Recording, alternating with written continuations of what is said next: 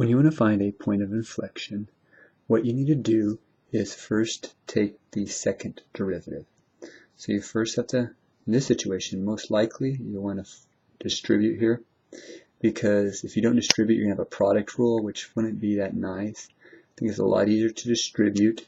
Get this, take the first derivative. Next, once you get the second derivative here, you are going to set it equal to 0 and solve. You want to find where the second derivative equals 0 or does not exist. This one never not exists because there's no fractions or any oddities. And in order to solve this equal to 0, what I did is I pulled out a 12x. Always good to pull out greatest common factors when you're solving. And then you set the 12x and the x plus 2 equal to 0. Solve them. So you got 0 and negative 2. So those are my possible points of inflections.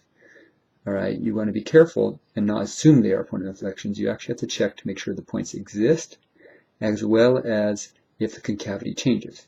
So what I do is I go over here and I set these two values as breakpoints, and I plug in numbers to my second derivative in each interval. So it looks like I plugged in negative 3 to the second derivative, negative 1 because it's on this interval to the second derivative, and for this interval I chose 1.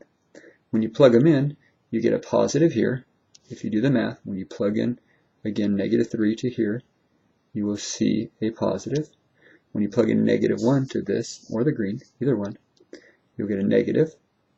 And when you put a 1 into either of these, you'll get a positive. All you care about is positive negatives. And you also care about is that they change over it. And you can see it goes from positive to negative and then negative to positive. So the concavity is changing. So these are points of inflections as long as the coordinates exist. How do you know if a coordinate exists? Well, you plug the number into the original function. So if I take negative 2 and I plug it in the original function, which I'm plugging in this one, I get 0, which is a function which works. And if I plug in negative 2, I get negative 16, which comes out nicely. So these coordinates are my points of inflections. Again, people miss it all the time. They just assume when they set their second derivative equal to 0 that it's a point of inflection. Don't assume that. Check to make sure the interval change concavity, very big. And also when you're taking derivatives, make sure you do some distributive properties. Simplify it sometimes ahead of time helps, especially when you're doing second derivatives. It's really nice to have a nice pretty equation when you're doing second derivatives.